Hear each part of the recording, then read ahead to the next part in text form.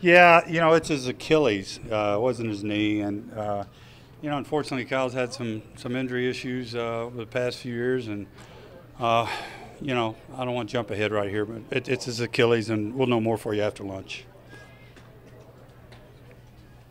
What did you see from him so far? He had been doing good. He missed a lot of OTAs with hamstrings and other issues. I think he participated maybe in about 3 or 4 of the OTAs, and I know he's had some issues the last couple of places he's been, with some things. But he has a lot of talent. He got some return ability, which is something key for our team, and was doing a good job. I think he came back in great shape, and he was just doing some return stuff and wasn't even touched, So one of those things, just feel bad for him. I know he's very disappointed. So just try to support him best we can.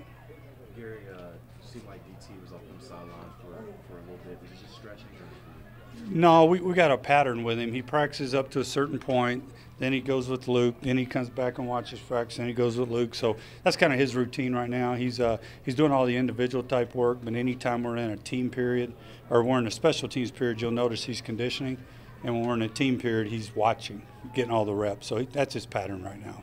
You mentioned that yesterday, Gary, that it's important for him to watch as much as possible. Yeah, you just if DT had been in this offense for a long time and I wasn't worried about assignment stuff like that, I probably wouldn't be so. But that's probably the number one thing that we got to catch up on with him right now. His conditioning looks good. We're just trying to break him into football stuff, the right way.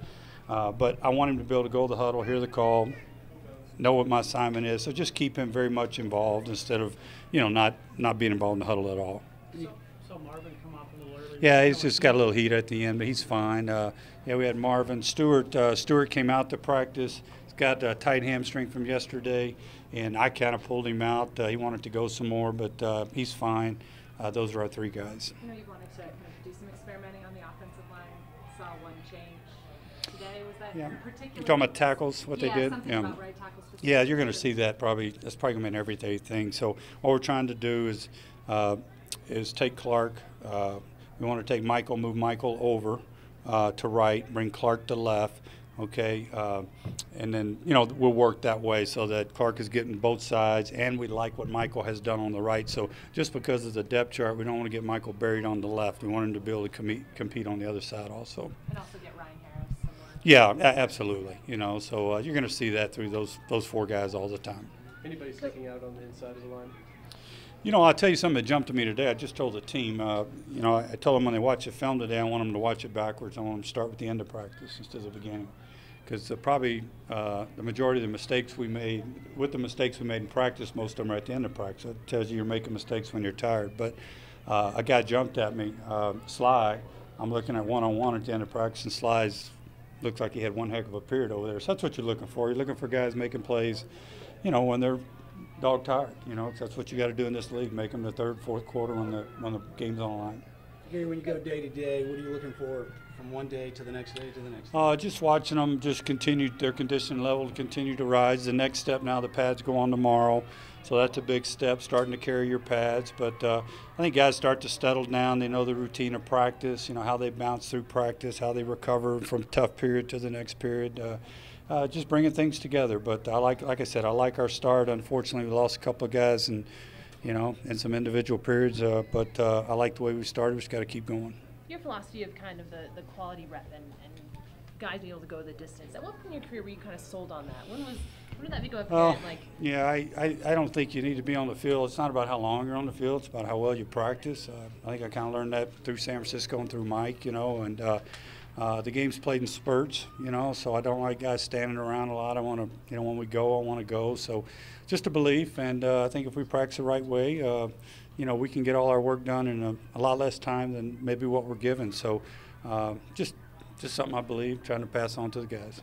Gary, Jordan Taylor popped up a little bit in the offseason. It looks like he's still making some plays. Yeah, he is. He's got a lot of ability. He's very bright. Plays very well inside, the inside position, kind of an option runner type of guy. But there's a big opportunity for him on this football team. And obviously I haven't been around him, but my understanding of the things that's held him back a little bit has been injuries and those type of things. So hopefully we keep him healthy. Did your son coach him? Did they cross paths there at Rice, or did you have any intel? Oh, you're talking about Jordan. Oh, I thought you were talking about somebody else. Let me start over. Okay. Scratch that. Oh, I'm sorry. You were talking about Norwood. Yeah, I was talking about Norwood.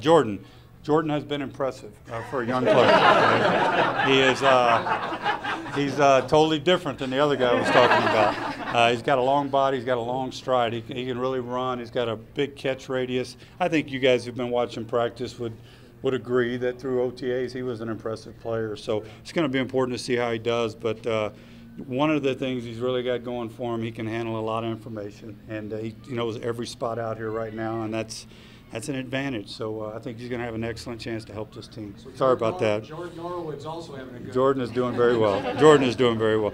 No, they played together. He didn't coach him. They actually played together. So, but yeah, he's doing a great job. Yeah, they played together. I watch him practice, and watch him play when I go to the games, and I always thought he was a very impressive player. They just didn't throw the ball very much. So when we got into the draft, I called on my son to help me do a little recruiting. So he did a good job. So. All right, thank you, Coach. That it? All right, y'all have a good day.